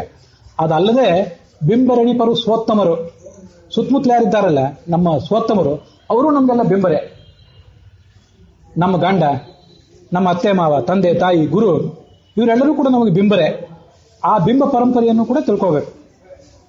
ಅದಕ್ಕೆ ಯಾ ಪತಿಂ ಹರಿಭಾವೇನ ಭಜೇತ್ ಶ್ರೀರಿವ ತತ್ಪರ ಅಂತ ಭಾಗವತದ ಮಾತು. ಅದಕ್ಕೆ ಭಾಗವತ ತಾತ್ಪರ್ಯದಲ್ಲಿ ಆಚಾರ್ಯ ವ್ಯಾಖ್ಯಾನ ಮಾಡ್ತಾರೆ, ಹರಿರಸ್ಮಿನ್ ಸ್ಥಿತ ಇತಿ, ಗಂಡನಲ್ಲಿ ಹರಿ ಇದ್ದಾನೆ ಅಂತ ತಿಳ್ಕೊಳ್ರಿ. ಸ್ತ್ರೀಣಾಂ ಭರ್ತರಿ ಭಾವನ, ಹೆಂಡಂದರು ಗಂಡನಲ್ಲಿ ಹೀಗೆ ಉಪಾಸನೆ ಮಾಡಬೇಕು. ಮತ್ತೆ ಶಿಷ್ಯಾಣಾಂಚ ಗುರವ ನಿತ್ಯಂ, ಶಿಷ್ಯರಾದವರು ಗುರುವಿನಲ್ಲಿ ಹರಿ ಇದ್ದಾನೆ ಅಂತ ಉಪಾಸನೆ ಮಾಡಬೇಕು. ಶೂದ್ರಾಣಾಂ ಬ್ರಾಹ್ಮಣಾದಿಶು, ಯಾರಾದ್ರು ಉತ್ತಮರ ವರ್ಣದವರನ್ನು ನೋಡಿದರೆ ಅವರಲ್ಲಿ ಭಗವಂತ ಇದ್ದಾನೆ ಅಂತ ತಿಳ್ಕೋಬೇಕು. ಭೃತ್ಯಾನಾಂ ಸ್ವಾಮಿನಿ ತಥಾ, ನಮ್ಮ ಮಾಲೀಕನಲ್ಲಿ ಭಗವಂತ ಇದ್ದಾನೆ ಅಂತ ಒಬ್ಬ ಆಳು ಮನುಷ್ಯ ತಿಳ್ಕೊಳ್ಬೇಕು. ಅಯಮೇವ ಹರಿಭಾವ ಉದಾಹೃತಃ, ಇದು ಹರಿಭಾವ. ಹೀಗೆ ಹರಿಭಾವ ಇದು ಕೂಡ ಬೇಕು. ನಮಗೆ ನೇರವಾಗಿ ಬಿಂಬನಾದ ಭಗವಂತನ ಉಪಾಸನೆಯೂ ಬೇಕು. ನಮ್ಮ ಉತ್ತಮರಲ್ಲಿ ಗಂಡನೂ ಕೂಡ ನಮ್ಮ ಉತ್ತಮ, ತಂದೆ ತಾಯಂದ್ರು ನಮ್ಮ ಉತ್ತಮರು, ಅತ್ತೆ ಮಾವಂದ್ರು ನಮಗೆ ಹೇಗೆ ಉತ್ತಮರು ಹಾಗೆ ಗಂಡನೂ ಕೂಡ ನನಗೆ ಉತ್ತಮ. ಅವನಲ್ಲಿ ಹರಿಯನ್ನು ಕಾಣುವ ಪ್ರಯತ್ನವನ್ನು ನಾನು ಮಾಡಬೇಕು. ಅದು ಆ ಗಂಡನ ಅಂತರ್ಯಾಮಿಯಾದ ಭಗವಂತನ ಉಪಾಸನೆ ಮಾಡಬೇಕು ಅನ್ನುವುದರ ತಾತ್ಪರ್ಯ. ಇವೆರಡೂ ಉಪಾಸನೆಗಳು ಕೂಡ ಕಡ್ಡಾಯ ಅಂತ ಶಾಸ್ತ್ರದಲ್ಲಿ ವರ್ಣಿತ ಆಗಿದೆ. ಹೀಗೆ ಶಾಸ್ತ್ರ ಕೊಟ್ಟಿರುವಂತಹ ಅನುಸಂಧಾನವನ್ನ ನಾವೆಲ್ಲರೂ ಕೂಡ ರೂಢಿಸ್ಕೊಳ್ಬೇಕು. ಈ ಅದಕ್ಕೆ ಉಪನಿಷತ್ತಿನಲ್ಲಿ, ಪುರಾಣಗಳಲ್ಲಿ ಯಾವುದ್ಯಾವ ರೀತಿಯಾದಂತಹ ಒಂದು ದಿವ್ಯವಾದಂಥ ಸಂದೇಶವನ್ನು ಕೊಟ್ಟಿದ್ದಾರೆ. ಅದನ್ನೆಲ್ಲವನ್ನು ಕೂಡ ನಾನು ಹೇಳುವಂಥ ಪ್ರಯತ್ನ ಮಾಡಿದ್ದೇನೆ. ಮಹಾಭಾರತ, ಭಾಗವತಾದಿ ಗ್ರಂಥಗಳು ಹೀಗಿವೆ. ಈ ಜಗತ್ತಿನಲ್ಲಿ ಪ್ರತಿಯೊಂದು ವ್ಯಕ್ತಿಗೂ ಕೂಡ ಶಿಷ್ಯ, ಗುರು, ಬೇರೆ ಯಾವುದೇ ವರ್ಣ, ಒಬ್ಬ ರಾಜನೀತಿಜ್ಞ, ಪ್ರತಿಯೊಬ್ಬರ ಜೀವನವೂ ಕೂಡ, ಸ್ತ್ರೀ ಪುರುಷ ಪ್ರತಿಯೊಬ್ಬರ ಜೀವನವೂ ಕೂಡ ಸುಸಂಪನ್ನ ಆಗಲಿಕ್ಕೆ ಬೇಕಾದಂತಹ, ಅತ್ಯಂತ ಸಮೃದ್ಧ ಆಗಲಿಕ್ಕೆ ಬೇಕಾದಂತಹ ಸತ್ವ ಎಲ್ಲ ನಮ್ಮ ಶಾಸ್ತ್ರದಲ್ಲಿ ಹುದುಗಿದೆ. ನಾವು ಅದನ್ನ ಸ್ವೀಕಾರ ಮಾಡುವಂಥ ಪ್ರಯತ್ನವನ್ನು ಮಾಡಬೇಕಷ್ಟೆ.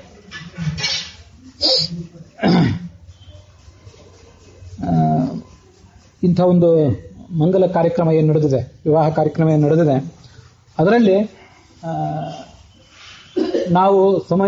ನೀವು ಸಮಯ ಅವಕಾಶ ಮಾಡಿಕೊಂಡು ಅದನ್ನೆಲ್ಲ ಶ್ರವಣ ಮಾಡುವಂಥ ಒಂದು ಭಾವನೆಯನ್ನು ತೋರಿಸಿದ್ದೀರಿ. ನಮಗೆ ಒಬ್ಬೊಬ್ಬರಿಗೂ ಕೂಡ ಜೀವಮಾನದಲ್ಲಿ ಅನೇಕ ಮದುವೆಗಳನ್ನು ನೋಡುವಂಥ ಪ್ರಸಂಗ ಬರ್ತಿರ್ತದೆ. ನಮ್ಮ ಬಂಧುಗಳ ಮದುವೆ, ತಮ್ಮಂದ್ರ ಮದುವೆ, ಮೊಮ್ಮಕ್ಕಳ ಮದುವೆ, ಒಂದು ಯಾವುದೋ ಮದುವೆಗೆ ಸಂಬಂಧಪಟ್ಟಂತೆ ಅನೇಕ ಭಾವಚಿತ್ರಗಳು, ಅದರ ವಿಡಿಯೋ ಚಿತ್ರಣಗಳೆಲ್ಲನೂ ನೋಡ್ತಾನೆ ಇರ್ತೇವೆ ನಾವು. ಎಷ್ಟು ಬಾರಿ ನೋಡ್ಲಿಕ್ಕೆ ಸಾಧ್ಯ? 2 ಬಾರಿ, 1 ಬಾರಿ, 2 ಬಾರಿ, 3 ಬಾರಿ ನೋಡ್ಲಿಕ್ಕೆ ಸಾಧ್ಯ. ಮತ್ತೊಂದು ಬಾರಿ ಮನೆಗೆ ಬಂದವರಿಗೆಲ್ಲ ಅದನ್ನೇ ತೋರಿಸ್ಲಿಕ್ಕೆ ಶುರು ಮಾಡಿದರೆ ನಾಳೆಯಿಂದ ನಮ್ಮ ಮನೆ ಕಡೆ ಯಾರು ಸುಳಿದೇ ಇರಬೇಕಾದಿತ್ತು. ನಮ್ಮ ಮದುವೆಗಳಿಗೆ ಒಂದು ವೈಭವ ಇದೆ, ಒಂದು ಸೌಂದರ್ಯ ಇದೆ, ಒಂದು ರೋಚಕತೆ ಇದೆ, ಒಂದು ನವಿರಾದಂಥ ಭಾವನೆಗಳಿವೆ, ಇಲ್ಲ ಅಂತಲ್ಲ. ಆದರೆ ಅವಕ್ಕೆಲ್ಲದಕ್ಕೂ ಒಂದು ಇತಿಮಿತಿ ಇದೆ. ಯಾವ ಮದುವೆಯ ವೈಭವಕ್ಕೆ, ಅದರ ಸೌಂದರ್ಯಕ್ಕೆ, ಅದರ ಸೂಕ್ಷ್ಮತೆಗಳಿಗೆ ಯಾವ ಇತಿಮಿತಿ ಇಲ್ಲವೋ, ಯಾವುದು ಅನಾದಿ ಕಾಲದ ದಾಂಪತ್ಯವೋ ಅಂಥ ದಾಂಪತ್ಯವನ್ನು ನಾವು ನಮ್ಮನ್ನು ಸುತ್ತಮುತ್ತಲು ಏನು ಮದುವೆಗಳು ನಡೀತವೆ ಅಲ್ಲಿ ಆ ದಿವ್ಯ ದಂಪತಿಗಳ ದಾಂಪತ್ಯವೇ ನಡೆದಿದೆ, ಅವರ ಮದುವೆ ನಡೆದಿದೆ ಅಂತ ತಿಳ್ಕೋಬೇಕು. ಅದಕ್ಕಾಗಿ ಮಾವಂದರಾದವರು ಅಳಿಯಂದ್ರ ಪಾದ ತೊಳಿತಾರೆ. ಯಾಕೆಂದ್ರೆ ಅಲ್ಲಿ ಭಗವಂತ ಒಳಗಿದ್ದಾನೆ ಅಂತ ಹೇಳಿ ಅವನಿಗೆ ಅಷ್ಟು ಉಪಚಾರ ಮಾಡ್ತಾರೆ. ಒಂದು ಗಂಡು ಹೆಣ್ಣಿನ ಮದುವೆ ನಡೀತು ಅಂತಂದ್ರೆ ಅದರೊಳಗೆ ಭಗವಂತನೇ ಒಂದು ರೂಪದಿಂದಿದ್ದಾನೆ, ಭಗವತಿಯೇ ಆ ಹೆಣ್ಣಿನಲ್ಲಿ ಇದ್ದಾಳೆ ಅಂತ ತಿಳ್ಕೊಂಡು ಅವರಿಬ್ಬರ ನಡುವೆ ಮದುವೆ ನಡೆಸ್ತಾರೆ. ಅದಕ್ಕೆ ಬೇಕಾದಂತಹ ಎಲ್ಲಾ ವೈಭವವನ್ನು ಕೂಡ ಮಾಡ್ತಾರೆ. ಇದೆಲ್ಲವೂ ಕೂಡ ನಮಗೆ ನಡೆದಿರುವಂತಹ ವೈಭವ ಅಂತ ನಾವು ಭ್ರಾಂತರಾಗಬಾರದು. ನಮ್ಮ ಒಳಗೆ ಅಂತರ್ಯಾಮಿಯಾದಂಥ ಭಗವಂತನಿಗೆ ಗುಹಾಶಯಾಯೈವ ನದೇಹ ಮಾನಿನೇ, ನಮ್ಗೆ ಯಾರು ನಮಸ್ಕಾರ ಮಾಡಿದ ಕೂಡಲೇ ನಮ್ಮ ಒಳಗಿರುವ ಅಂತರ್ಯಾಮಿಯಾದ ಭಗವಂತನಿಗೆ ನಮಸ್ಕಾರ ಸಲ್ಲುತ್ತದೆ ಅಂತ ನಾವು ತಿಳ್ಕೋಬೇಕು, ನೀವು ತಿಳ್ಕೋಬೇಕು. ಹೇಗೋ ಹಾಗೆ ವರೋಪಚಾರ, ವರನ ಪಾದಪೂಜೆ ಇತ್ಯಾದಿಗಳು ನಡೆದಾಗ ವರನೂ ಕೂಡ ಇದರೊಳಗೆ ನನಗಿರುವಂಥ ಶ್ರೀವರನ ಉಪಾಸನೆ ಇದು, ಇವರೆಲ್ಲ ಸೇರಿ ಮಾಡ್ತಿದ್ದಾರೆ, ಅದಕ್ಕೆ ಪ್ರತೀಕನಾಗಿ ನಾನಿದ್ದೇನೆ ಅಂತ ಇವನು ತಿಳ್ಕೊಳ್ಬೇಕು. ಅದಕ್ಕೆ ಬೇಕಾದಂಥ ಅರ್ಹತೆ ಎಲ್ಲವನ್ನು ಕೂಡ ಅವನು ರೂಢಿಸ್ಕೊಳ್ಬೇಕು. ಅದಕ್ಕಾಗಿ ನಾವೇನು ಮಾಡಬೇಕು ಅಂತಂದ್ರೆ, ಪ್ರತಿಯೊಂದು ಮದುವೆ ನಡೆದಾಗ ಆ ಮದುವೆಯ ವೈಭವ ಕುರಿತಾಗಿ ನಾವು ಶ್ರವಣ ಮಾಡುವಾಗ ಭಗವಂತನ ಮದುವೆ ನಡೆದಂತಹ ಒಂದು ಕಥೆಯನ್ನ ಆ ಸಂದರ್ಭದಲ್ಲಿ ನಾವು ಶ್ರವಣ ಮಾಡಬೇಕು. ಅಥೋ ಕರಾಭ್ಯಾಂ ಪ್ರತಿಗೃಹ್ಯಮಾಲಾಂ ಅಮ್ಲಾನ ಪದ್ಮಾಂ ಜಲಜಾಯತಾಕ್ಷಿ ಉಪೇತ್ಯ ಮಂದಂ ಲಲಿತೈಹಿ ಪದೈಹಿ ತಾಂ ತದಂಸ ಆಸಜ್ಜ ಚ ಪಾರ್ಶ್ವತೋಭವತ್. ಸೀತಾದೇವಿ ಮತ್ತೆ ರಾಮನ ಕಲ್ಯಾಣವನ್ನು ವರ್ಣನೆ ಮಾಡುವಂತಹ ಒಂದು ಪದ ಇದೆ, ಒಂದು ಶ್ಲೋಕ. ಕೈಯಲ್ಲಿ ಮಾಲೆಯನ್ನು ಹಿಡ್ಕೊಂಡು ಬಂದು ಆ ಶ್ರೀರಾಮ ಇಲ್ಲಿ ನಿಂತ್ಕೊಂಡಿದ್ದ, ಅವನ ಕಂಠದಲ್ಲಿ ಆ ಮಾಲೆಯನ್ನು ಹಾಕಿ ಅವನ ಪಕ್ಕದಲ್ಲಿ ಆಕೆ ನಿಂತ್ಕೊಂಡ್ಲು. ಇದು ರಾಮನ ಕುರಿತಾದಂತಹ ಒಂದು ಕಥಾ. ಭಗವಾನ್ ಭೀಷ್ಮಕ ಸುತಾಂ ಏವಂ ನಿರ್ಜಿತ್ಯ ಭೂಮಿಪಾನ್ ಪುರಮಾನೀಯ ವಿಧಿವತ್ ಉಪಯೇನೆ ಕುರುದ್ವಹ. ಈ ಭಗವಂತ ಕೃಷ್ಣ ಆ ರುಕ್ಮಿಣಿಯನ್ನ ಅಪಹರಿಸಿಕೊಂಡು ಬಂದು ಎಲ್ಲ ರಾಜರನ್ನು ಸೋಲಿಸಿ ತನ್ನ ಅರಮನೆಗೆ ತಂದು ವಿಧಿಪೂರ್ವಕವಾಗಿ ಆಕೆಯನ್ನು ಮದುವೆ ಮಾಡಿಕೊಂಡ. ಅದು ಬಭೂವೂರ್ ಭೃಷ ವಿಸ್ಮಿತಾ. ನಿಮ್ಮ ಮದುವೆಗೆ ಬಂದವರಿಗೆ ಏನೊಂದು ವಿಸ್ಮಯ, ಸಂತೋಷ ಇರ್ತದಲ್ಲ, ದೀರ್ಘಕಾಲ ಬಾಳುವಂಥದ್ದಲ್ಲ. ಭಗವಂತನ ಮಹಿಮೆಯನ್ನ ಅವನ ಮದುವೆ ಮೊದಲಾದ ಮತ್ತೆ ಕೇಳಿ ಸಂಭ್ರಮ ಪಡುವಂತಹ ಒಂದು ವೈಭವ, ಅಂತ ಒಂದು ಭಾಗ್ಯ ಅವರಿಗೆ ಎಲ್ಲರಿಗೂ ಸಿಕ್ಕಿತ್ತು. ಅಷ್ಟವರು ಸಂಭ್ರಮಾತ್ ಪರಿಧಾವತಃ ಮಿಥೋ ಮುಮುದಿರೇ ತಸ್ಮಿನ್, ಅಷ್ಟು ಸಂತೋಷವನ್ನು ಅವರೆಲ್ಲರೂ ಕೂಡ ಅನುಭವಿಸಿದರು ಅಂತ ಶಾಸ್ತ್ರದಲ್ಲಿ ವರ್ಣನೆ ಮಾಡ್ತಾರೆ. ಹೀಗೆ ಭಾರತದಲ್ಲಿ, ರಾಮಾಯಣದಲ್ಲಿ, ಭಾಗವತಗಳಲ್ಲಿ, ಮತ್ತೆ ಮಹಾಭಾರತದಲ್ಲಿ ಏನು ಸಂದೇಶ ಬಂದಿದೆ ಅದನ್ನೆಲ್ಲ ನಾವು ಶ್ರವಣ ಮಾಡಿದ್ದೇವೆ. ಹರಿವಂಶದ ಒಂದು ಶ್ಲೋಕವನ್ನು ಕೂಡ ಶ್ರವಣ ಮಾಡಿದ್ದೇವೆ. ಹರಿವಂಶವನ್ನು ಕೇಳಿದ್ರೆ ಮನುಷ್ಯನ ಎಲ್ಲಾ ವಿಘ್ನಗಳು, ಮುಂದಿನ ಸಂತಾನಕ್ಕೆ ಇರುವಂತಹ ಎಲ್ಲಾ ವಿಘ್ನಗಳು ಎಲ್ಲವೂ ಪರಿಹಾರ ಆಗ್ತದೆ ಅಂತ ಶಾಸ್ತ್ರ ಹೇಳೋದು ತಮಗೆಲ್ಲರಿಗೂ ಕೂಡ ಗೊತ್ತಿದ್ದೇ ಇದೆ. ಯಾಕೆಂತಂದ್ರೆ ಭಗವಂತನ ಉಪಾಸನೆ ಅಂದ್ರೆ ಏನದು? ಜನ್ಮಾದ್ಯಸೇತಃ, ಈ ಜಗತ್ತಿನ ಹುಟ್ಟು, ಅದರ ಪಾಲನೆ, ಅದರ ನಾಶ, ಅದೆಲ್ಲದಕ್ಕೂ ಕೂಡ ಭಗವಂತ ಅಂತ ಉಪಾಸನೆ ಮಾಡೋದೇನಿದೆ ಅದೇ ಹರಿವಂಶ. ಒಟ್ಟಾರೆ ಭಗವಂತನಿಗೆ ಮಕ್ಕಳು ಎಷ್ಟಿದ್ರು ಅಂತಂದ್ರೆ ರಾಮಾಯಣದಲ್ಲಿ 4 ಜನ ಅವನಿಗೆ ಮಕ್ಕಳಿದ್ರು, 2 ಮಕ್ಕಳಿದ್ರು, ಲವಾಕುಶ ಅಂತೇಳಿ. ತಮ್ಮಂದ್ರ ಮಕ್ಕಳು ಕೂಡ ಇದ್ರು, ಇದೆಲ್ಲ ನಮ್ಗೆ ಗೊತ್ತಿದೆ. ಅವನಿಗೆ ಕೃಷ್ಣಾವತಾರದಲ್ಲಿ 10,77,189 11,77,189 ಜನ ಮಕ್ಕಳಿದ್ರು. ಅದೇನು ಅಷ್ಟು ನಿಖರವಾಗಿ ಹೇಳ್ತೀರಿ ನೀವು ನೋಡಿ ಬಂದಿದ್ದೀರಾ ಅಂತಂದ್ರೆ ಏನಿಲ್ಲ. 10 ಲಕ್ಷ ಜನ ಅವನು ವೃಂದಾವನ ಮಥುರಾದಲ್ಲಿದ್ದಾಗ ತಾಸ್ವತ್ರತೇನ ಜನಿತಾಹ ದಶಲಕ್ಷ ಪುತ್ರಾಹ. ಆ 10 ಲಕ್ಷ ಜನರು ಬೆಟಾಲಿಯನ್ ಒಂದು, ಅದಕ್ಕೆ ನಾರಾಯಣ ಸೈನ್ಯ ಅಂತ ಕರೀತಾರೆ.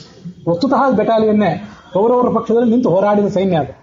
ಅದಲ್ಲದೆ 16,108 ಜನ ಪತ್ನಿಯರು ಅವನಿಗಿದ್ರಲ್ಲ, ಒಬ್ಬೊಬ್ಬರಲ್ಲಿ 10 ಗಂಡು 1 ಹೆಣ್ಣು ಮಕ್ಕಳನ್ನು ಹುಟ್ಟಿಸಿದೆ. 16,108 11ರಿಂದ ಗುಣಿಸಿದ್ರೆ 1,77,188 ಬರ್ತದೆ.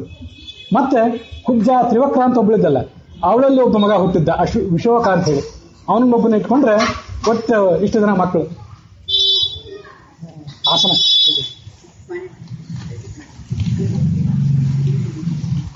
ಇಷ್ಟು ಜನ 11,77,189 ಜನ ಮಕ್ಕಳನ್ನ ಅವನು ಪಡ್ಕೊಂಡ. ಅವನ ಆ ಕಥೆಯನ್ನು ಕೇಳಿದ್ರೆ ನಾವು ಕೂಡ ನಮ್ಮ ಭಾವಿ ಜೀವನ ಏನು, ಭವಿಷ್ಯದ ಜೀವನ ಏನಿದೆ ಅದನ್ನು ಸುಗಮವಾಗಿ ನಡೆಸಲಿಕ್ಕೆ ಅನುಕೂಲ ಆಗ್ತದೆ. ಅದು ಮನುಷ್ಯ ಭಗವಂತ ನಮ್ಗೆ ಕೊಟ್ಟದ್ದೇನಿದೆ, ಸ್ತ್ರೀಯು ಹೆಂಡತಿ ನಮಗೊಂದು ಪ್ರತೀಕ, ಪೂಜೆ ಮಾಡ್ಲಿಕ್ಕೆ ಒಂದು ಪ್ರತೀಕ, ಗಂಡನಿಗೆ ಕೊಟ್ಟದ್ದು. ಹೆಂಡತಿಗೆ ಗಂಡ ಒಂದು ಪ್ರತೀಕ ಭಗವಂತನ ಪೂಜೆಗಾಗಿ. ಮುಂದೆ ಹುಟ್ಟುವಂತಹ ಯಾವುದೇ ಸಂತಾನ ಇರಲಿ ಅದೆಲ್ಲವೂ ಹರಿವಂಶದಲ್ಲಿ ಬರುವಂತ, ಈ ಹರಿಕಥಾಮೃತಸಾರದಲ್ಲಿ ಸರ್ವಪ್ರತೀಕ ಸಂಧಿಯಲ್ಲಿ ಬರುವಂತೆ ಇವು ನಮಗೆ ಭಗವಂತ ಕೊಟ್ಟದ್ದೇನಿದೆ, ಯಾವುದೇ ಸಂತಾನ, ಪತ್ನಿ, ಪತಿ, ಇವರೆಲ್ಲರೂ ಕೂಡ ಆ ಭಗವಂತನ ಪ್ರತೀಕ ಅಂತ ತಿಳಿದು ಭುಂಜಿಸುತ್ತಿರು ಅನ್ನೋ ಅನುಸಂಧಾನವನ್ನು ನಾವು ಇಟ್ಕೊಳ್ಬೇಕು. ಹಾಗೆ ಇಟ್ಕೊಂಡದ್ದಾದ್ರೆ ಮನುಷ್ಯನ ದಾಂಪತ್ಯ ಜೀವನ ಅಂತ ಅನ್ನೋದು ಶುಭಕರ ಆಗ್ತದೆ. ಇವರಿಗೆ ರಾಮಾಯಣ, ಮಹಾಭಾರತ, ಹರಿವಂಶ ಅಲ್ಲಿ ಬಂದಿರುವಂತಹ ಎಲ್ಲ ಸಂಗತಿಗಳನ್ನು ಯಥಾವಕಾಶ ಯಥಾಮತಿ ನಾವು ನೋಡಿದ್ದಾಗಿದೆ. ಈ ಭಾಗವನ್ನು ಮನೋ ಅಭಿಮಾನಿಗಳಾದಂಥ ಶಿವಪಾರ್ವತಿಯರು, ಅವರ ಅಂತರ್ಯಾಮಿಗಳಾದಂಥ ಮುಖ್ಯ ಪ್ರಾಣ ಭಾರತೀಯರು, ಅವರ ಅಂತರ್ಯಾಮಿಯಾದಂಥ ಆ ದಕ್ಷಿಣಾಶಬ್ದ ವಾಚ್ಯವಾದ ರಮೆಯ ಪತಿಯಾದಂಥ ಭಗವಂತ ಏನಿದ್ದಾನೆ ಅವನಿಗೆ ಅರ್ಪಣೆ ಮಾಡಿದ್ದೇನೆ. ಶ್ರೀಕೃಷ್ಣಾರ್ಪಣ ವಸ್ತು. ಹುಸಿಯ ನಾಡಿ ಹೊಟ್ಟೆ ಹೊರೆವ ವಿಷಯದಲ್ಲಿ ರಸಿಕನೆಂದು ಹುಸಿಗೆ ಹಾಕಿದಿರೋ ಇನ್ನು ಋಷಿಕೇಶನ ಈಶನಿನ್ನ ಚರಣ ಭಜನೆ ಆಸೆಯಿಂದ ಮಾಡುವ ದೋಷ ರಾಶಿ ನಾಶ ಮಾಡು ಶ್ರೀಶಕೇಶವ. ಶ್ರೀಕೃಷ್ಣಾರ್ಪಣ ವಸ್ತು.